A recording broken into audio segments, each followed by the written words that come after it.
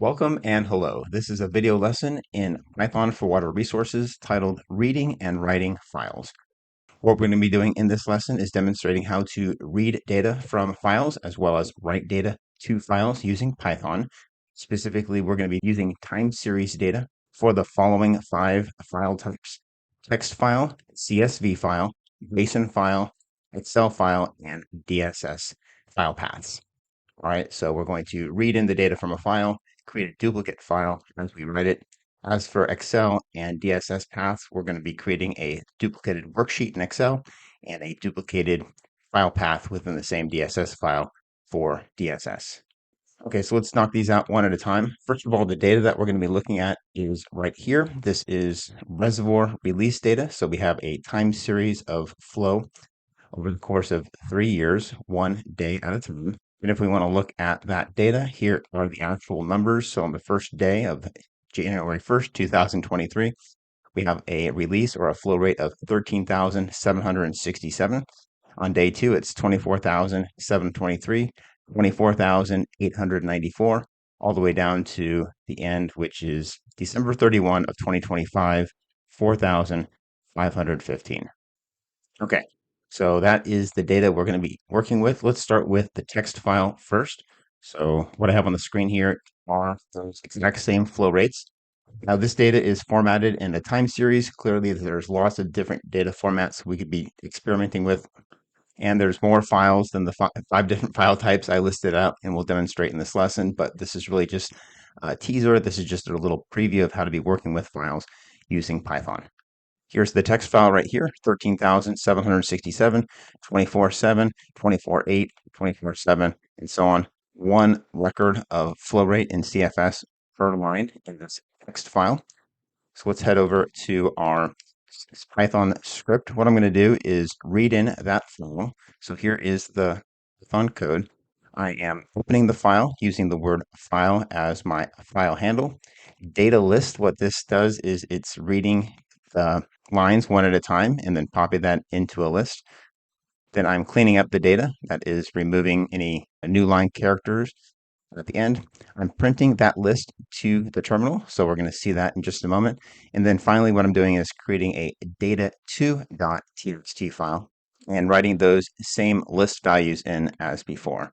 So over here in my project directory, which is 10, we have our data.txt file. Once I run this script right here, we should see a data2.txt file. There's nothing stopping me from opening up this file right here within Visual Studio or whatever IDE you happen to be using as well. So let's close that. I'm going to save the script and then come over here to the terminal window and I should see my script. There it is. So let's just go py and then script.py. So it listed out all the individual flow rates right here. We also see a new file, data.txt. And if we open that up, boom, here are the same time series data we had in data.txt. This is data2.txt. Okay, 1 down and 4 to go. So let's clear the terminal and then head back over to the script. And next up is our .csv file. CSV stands for comma separated values. See, right here is the .csv file. What we have is the first row is the header. It tells us which data is in which column, starting with station ID, duration, sensor number, and so on.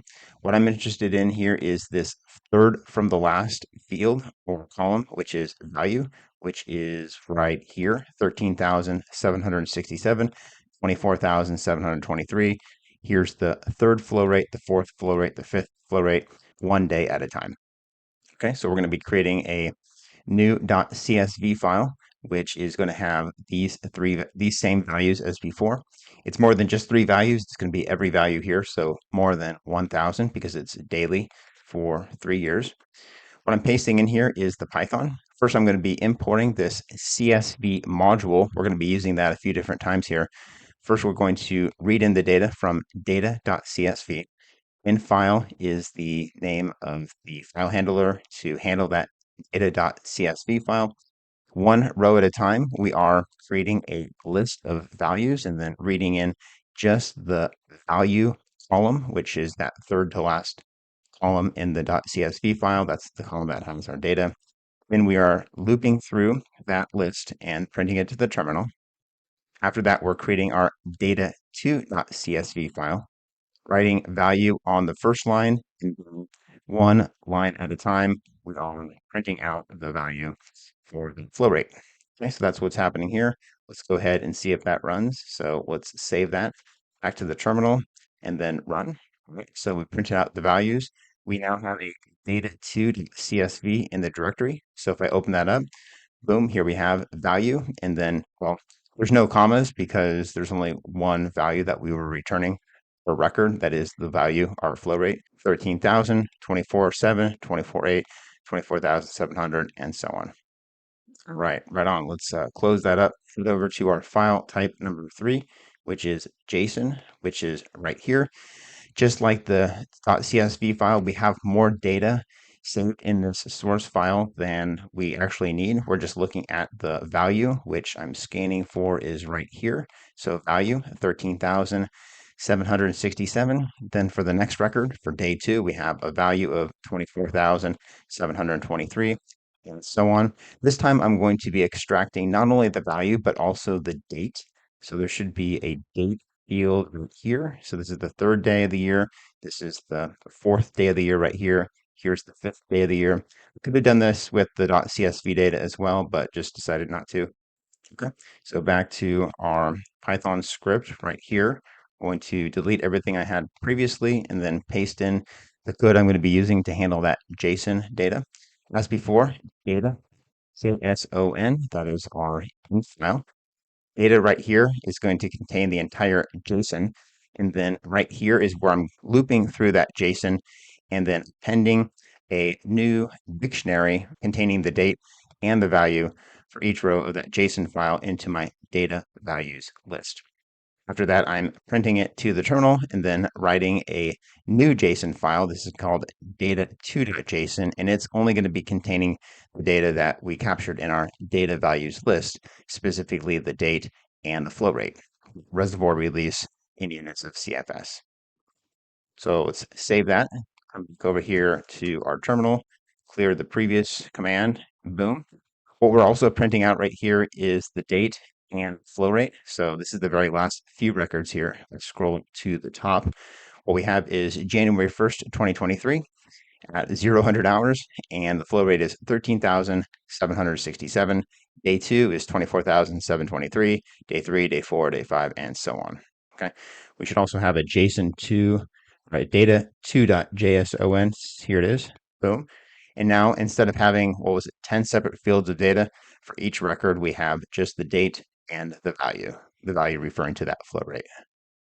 All right, I'm going to close that up. The 4th of the 5 different types of files we're going to be dealing with here is Excel. So what I have on the screen here is an Excel file.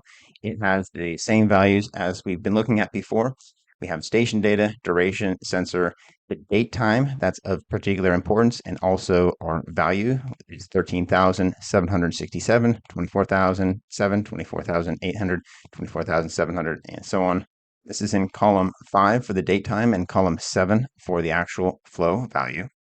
Previously, I was creating a new copy, calling it data2.txt or CSV or .json. This time what I'm going to be doing is creating a new worksheet here in this Excel file. So currently this is sheet 1. I'm going to create a sheet 2, and I understand Microsoft Excel has its own coding infrastructure. If you wanted to perform these tasks using VBA, that's also an option. But this lesson is about Python. You can do the same tasks using Python. So let's go ahead and do that. Head back over to my script, clear out what I had previously, and then import a code that we're going to be using. First, we're importing the OpenPyXL module. So this is something you'd have to install if you don't already have it.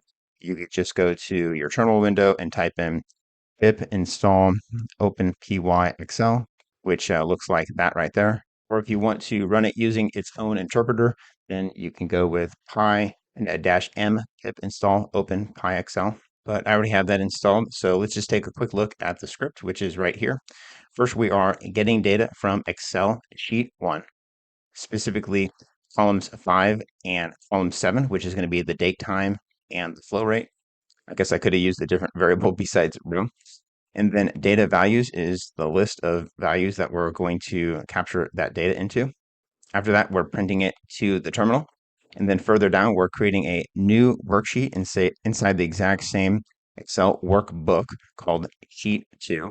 Then we're printing out a header row with the word date time in the first column, value in the second column, and then looping through our list and printing out the dates and the values of that flow rate. All right, so I'm going to save that. I'm also going to close the Excel file right now and then open it up just so that there's no interference when running the script. Let's clear that and run. All right, so we printed out the values to the terminal window right here. That looks good. If I scroll up to the top, I should see the same few numbers we've been looking at this whole time. Let's go ahead and open up that same Excel file, which is data.xlsx. Okay, boom, here's sheet 1, and then here is sheet 2. We have our date time in column 1, and then our values here in column 2. All right, very cool. I'm going to save that and close it. The last file type I'm going to demonstrate here with reading and writing files in Python is DSS. If I open up DSS view, we had this open at the very beginning. Here's a path with 3 years of daily flow data. Here is the plot.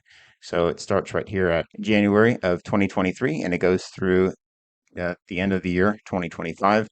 Here are the numbers that we saw previously, 13,000, 24,000, 24,000.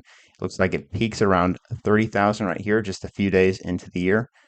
What I'm going to be doing here for DSS is instead of creating a separate DSS file, that would be one way to do it. But what's probably more common is to create a second path within the same DSS file. So instead of NAT for my part F, I'm just going to make a duplicate, change part F to NAT2, just so I can confirm that it is a distinct separate record and also keep track of which one is which. So 2 will be the copy. You can perform this action using Python. So that's what we're going to be doing here. Clear the terminal window, go back to the Python script, and then what I'm going to be doing here is if I scroll to the top, you can see I have installed PyDssTools. This is a library that you can pip install as well. If you go to the GitHub page, I'll leave a link to this page as well as the documentation in the description of this video. But what you want to do is install PyDssTools. And the second link is the documentation. So I'll leave a link to this in the description as well. This tab has introduction as well as different topics. If you click on topics, we're dealing with time series. So my code example you'll see in just a moment was taken from this example 1, how to read a regular time series. This is what it is right here. We're reading and printing out the data in this first code block right here. I'm specifying the name of the DSS file and then the file path within that file. I'm reading in the data into a time series and then printing out that data one record at a time to the terminal window. After that, I'm creating a new path, and as you see, it's called NAT2 instead of just NAT. That's the only difference between these two paths. But I'm using the same file reference, DSS file right here. That is my file handler. I'm specifying some metadata and then finally specifying the values right here and then writing the values to that DSS file. All right, so I'm going to save that. Let's come back to Python. And one thing I need to do that's a little bit different is I'm running this command on version 3.11. I have been running 3.14 for all the other Python commands, but DSSTools for some reason wasn't installing correctly for 3.14. That could change after this recording, so that may not always be true. But let me just run script.py, and we should see the printout. Okay. So, but if we scroll up to the top, boom, we have our records, 13,767, 24,723, and so on. Let's open up that DSS file right here. Actually, it was already open, but if I go view and then refresh the catalog, cool, here is NAT2. And if I open that up, I should see the same values as before. Let's take a look at the plot. Right? This looks like the exact same numbers. And if we look at the numbers, we can open up the table data, 13,000, 24,000, 24,000, and so on. All right, well, that's it for this lesson in Python for water resources, where we talked about how to read and write data from different files.